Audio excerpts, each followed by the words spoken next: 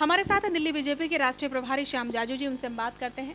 Sir, जिस तरीके से पिछले कई दिनों से दिल्ली सरकार पर आरोप लगे हैं, अब दिल्ली सरकार के 3 विधायकों पर एफआईआर दर्ज हुआ है, जो दिल्ली विधानसभा में एक महिला के साथ मारपीट हुई थी।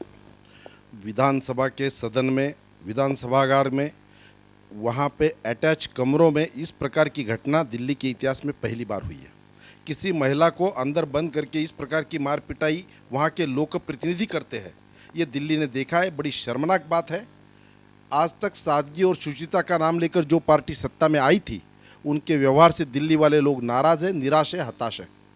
और ये कोई पहली केस नहीं है, इसके पहले भी कई गुनाह उन पर दाखिल हुए हैं। कई विधायकों पर मामले चल रहे हैं।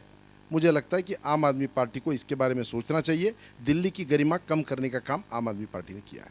सर, इससे पहले भी विधायकों पर आरोप लगे हैं, लेकिन दिल्ली सरकार की तरफ से कोई कार्रवाई नहीं की गई। क्या लगता है, अब इन जो 3 मामले आए हैं, 3 लोगों पर एफआईआर दर्ज हुई है, उस पर दिल्ली सरकार का क्या रुख हो सकता है?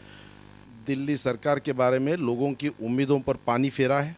जिस आशा के साथ लोगों ने उनको जिताया था, उसकी आशा में वो खरे नहीं उतरे। इसलिए देश में सबसे जिनका ग्राफ नीचे आया वो ये पार्टी है कि इतने कम पीरियड में इनका ग्राफ कम हुआ, इनकी क्रेडिबिलिटी कम हुई है, इनकी विश्वासार्हता कम हुई है। कपिल मिश्रा भी आज लोकायुक्त गए, उन्होंने अपनी शिकायत दर्ज कराई है सबूतों के साथ में सत्येंद्र जैन और सीएम केजरीवाल के खिलाफ। कपिल मिश्रा जी ने इसके पहले भी आरोप करते समय कहा था, वो इंटरनल उनके साथ थे, उनके प्रवक्ता थे, उनके कैबिनेट मंत्री थे, उनके पास पर्याप्त सबूत है और वो उचित समय पर वो देंगे।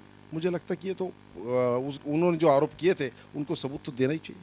सर, एक आखिरी सवाल, जिस तरीके से सत्येंद्र जैन पर ही हर बार उंगली उठती है, लेकिन दिल्ली सरकार या सीएम केजरीवाल उन पर कोई कार्रवाई नहीं करते, क्या लगता है उनको बचाने की कोशिश कर रहे हैं?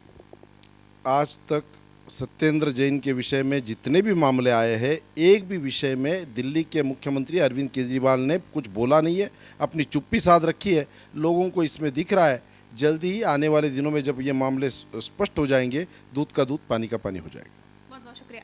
तो ये थे हमारे साथ श्याम जाजू जी, जिन्होंने साफ तौर पर कहा कि दिल्ली सरकार में जिस तरीके से एक के बाद एक आरोप लग रहे हैं, अब उनके विधायकों पर भी एफआईआर दर्ज हुई है, कहीं ना कहीं कमी दिल्ली सरकार के अंदर ही है।